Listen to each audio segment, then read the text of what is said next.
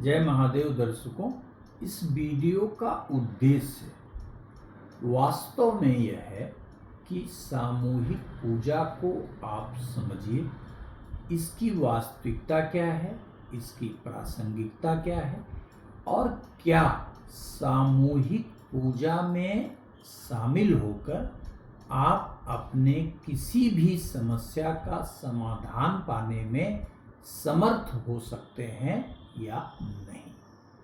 तो आइए और समय न बिताते हुए सीधा हम लोग विषय पर आते हैं। आजकल आप देखते होंगे कि ज्योतिषी गण या बहुत सारे पंडित जी लोग या तथाकथित ज्योतिषियों का एक ऐसा समूह तैयार हो रहा है जो नागपंचमी पे काल सर्प दोष की पूजा, पितृदोष में त्रिपिंडी श्राद्ध, नारायण बलि आदि या अमुक दिन किसी और की चीज की पूजा आदि को लेके इतने प्रभावशाली ढंग से वह विज्ञापन करते हैं कि कोई भी व्यक्ति जो समस्या से परेशान है वह निश्चित रूप से उनके विज्ञापन को देखकर यथार्थ मानने के लिए विवश हो जाता है। जैसे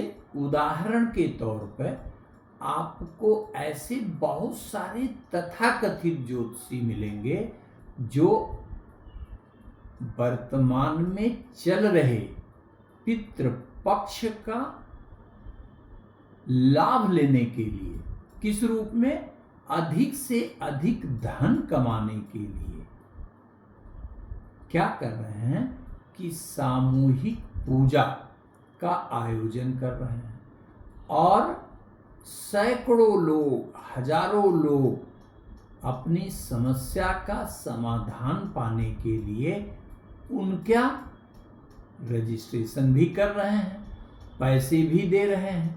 लेकिन क्या आपने कभी ऐसा सोचा है कि वास्तव में इस सामूहिक पूजा का मूल उद्देश्य क्या है और तथाकथित ज्योतिषी क्या यह सामर्थ्य रखते हैं कि एक साथ हजारों सैकड़ों लोगों का पितृदोष समाप्त कर सकते हैं, जबकि उनके अंदर का भाव आपके कल्याण का नहीं है, उनके अंदर का भाव आत्म कल्याण का है। वो अधिक से अधिक कितना धनार्जन कर सकें, यह एकमात्र उनका उद्देश्य है। सामूहिक पूजा क्या है? क्या यह अनैतिक है? बिल्कुल नहीं, बिल्कुल ही नहीं। शास्त्रों में इसका वर्णन है। लेकिन यह पूजा कब की जाती है?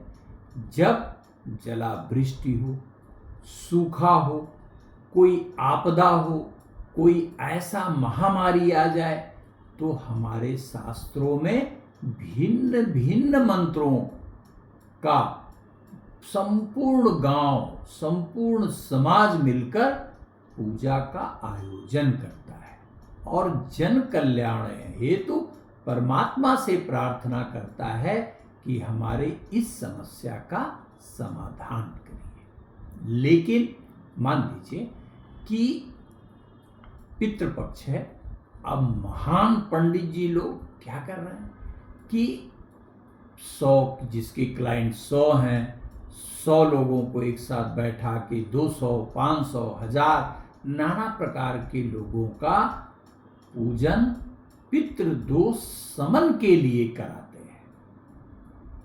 यह न केवल शास्त्र विरुद्ध है, अपितु यह कहीं से भी आपके पितृदोष का समन करने के लिए बिल्कुल ही नहीं है।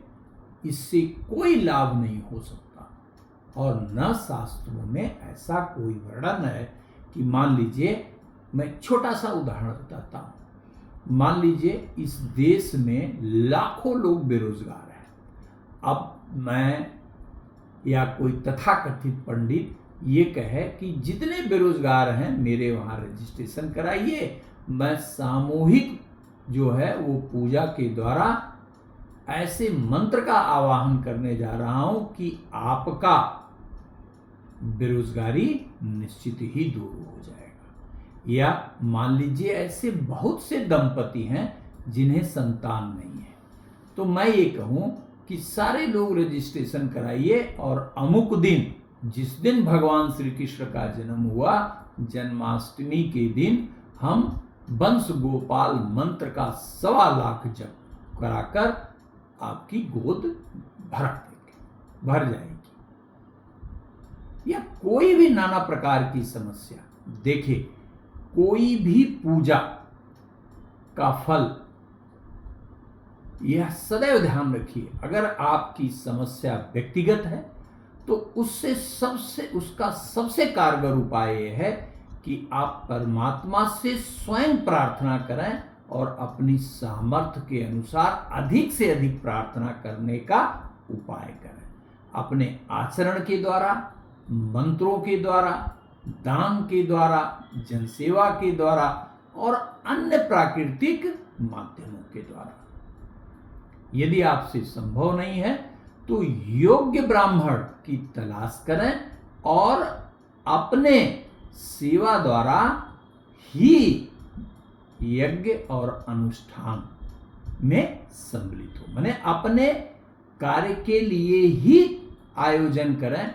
10 व्यक्ति के कार्य के लिए किसी भी मंत्र की साधना एक समान फल प्रदान नहीं कर सकती है। इसलिए मेरा सिर्फ आपसे ये प्रार्थना है कि इस प्रकार के पाखंड से बचिए, आत्मविश्वासी बनिए। परमात्मा पे विश्वास आपका बिना अपने अंदर आत्मविश्वास पैदा किए नहीं हो सकता। आपके अंदर निश्चित रूप से यह आत्मविश्वास होना चाहिए कि आपका इष्ट जो भी हो वह आपकी समस्या का समाधान निश्चित रूप से करेगा। इस आत्मविश्वास के साथ आप स्वयं मंत्र जाप करिए या योग्य ब्राह्मण द्वारा विशेष मंत्रों को अभिमंत्रित करा के यज्ञ अनुष्ठान करिए। धन्यवाद।